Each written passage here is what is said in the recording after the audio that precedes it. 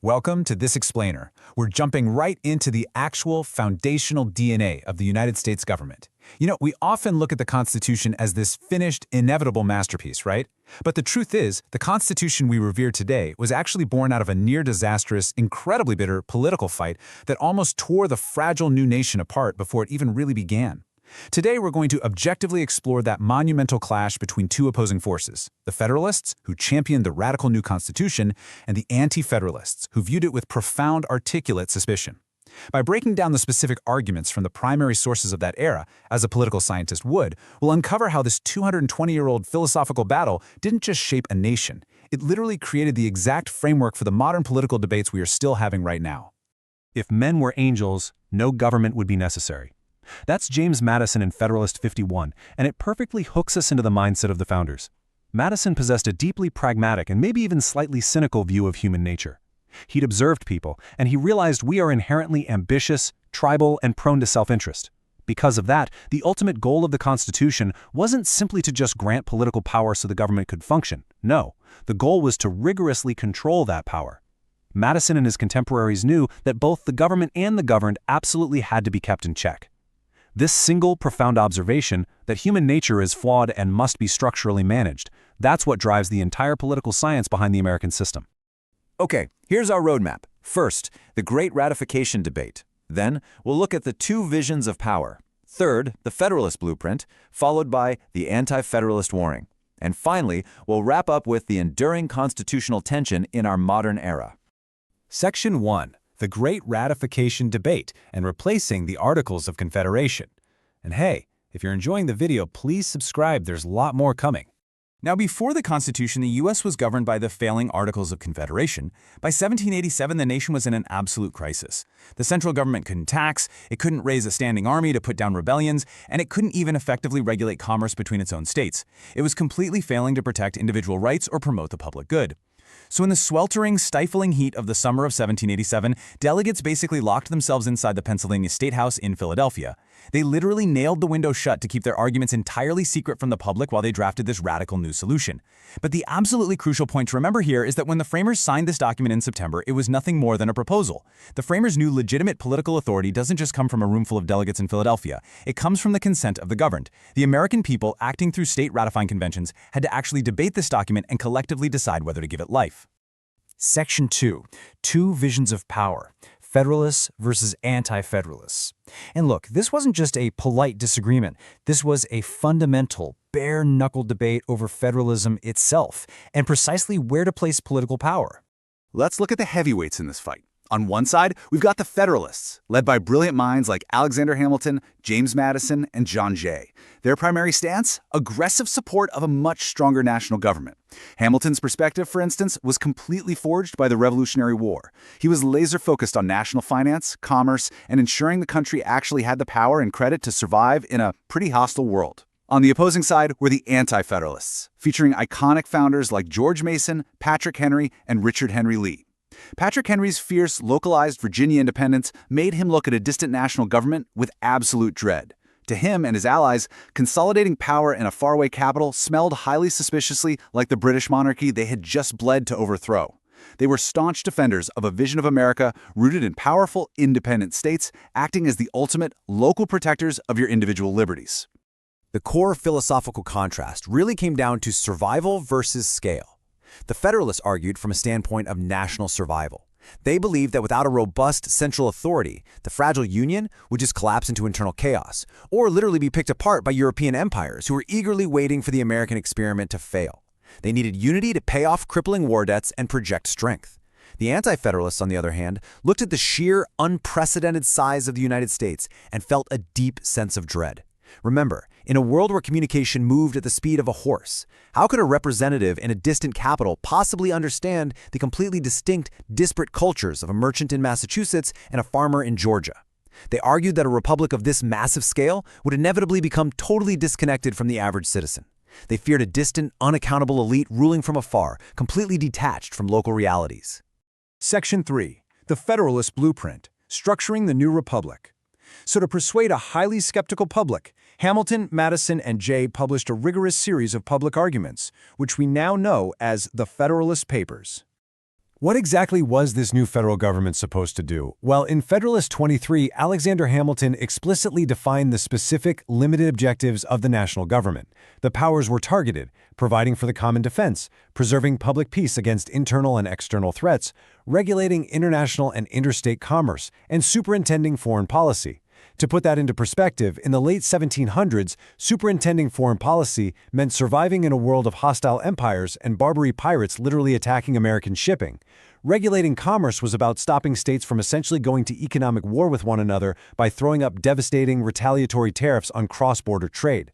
The Federalists were arguing that the government was given only enumerated powers. It was designed to handle the great and aggregate interests of the nation while leaving local day-to-day concerns entirely up to the states. But here's the million-dollar question. How do you prevent groups of people from using this powerful new government to oppress others? This brings us to James Madison's absolute masterpiece, Federalist 10, and his deep concern over what he called factions. He defined a faction as citizens united by a passion or interest that is adverse to the rights of others or the community's permanent interests. Think about this in a modern context for a second. Think about modern internet echo chambers or hyperpartisan political groups. Factions are groups deeply united by a shared grievance or goal, often completely willing to trample the rights of the minority to get what they want. Madison argued that you literally can't eliminate factions. They are completely endemic to human nature. So his novel solution was to enlarge the orbit. By creating a massive extended republic, you take in a vast variety of parties and interests. This makes it incredibly difficult for any single majority faction to unite, discover their own strength, and oppress the minority. You basically force them to negotiate.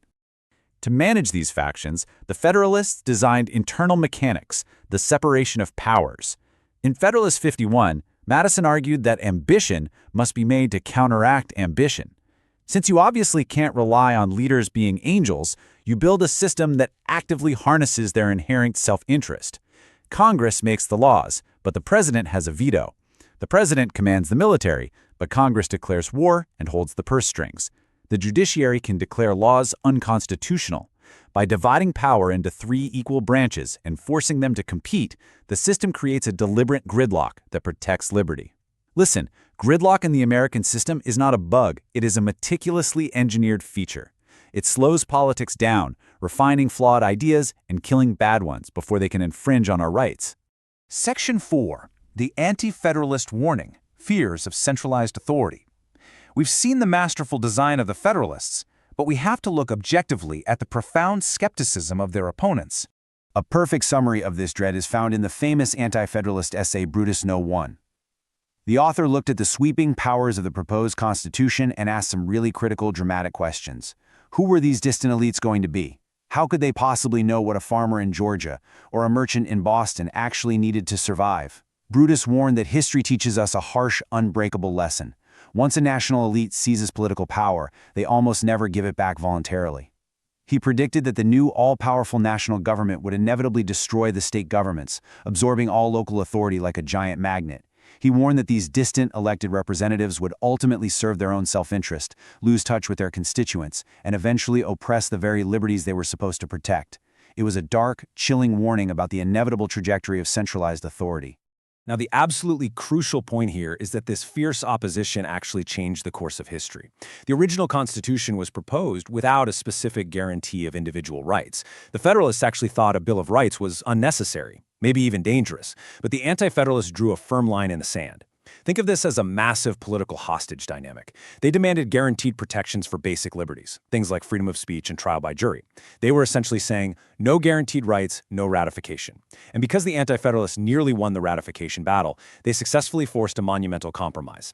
The Federalists had to promise to add a Bill of Rights just to secure enough votes in key states like New York and Virginia. Those amendments were eventually ratified in 1791.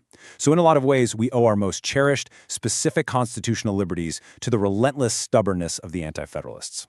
Section 5. The Enduring Constitutional Tension, Modern American Politics. Now, we're going to bring this historical debate directly into our present day. We really have to ask ourselves, Do these foundational debates still matter today? How does a 220-year-old debate over where to place political power inform our modern political reality?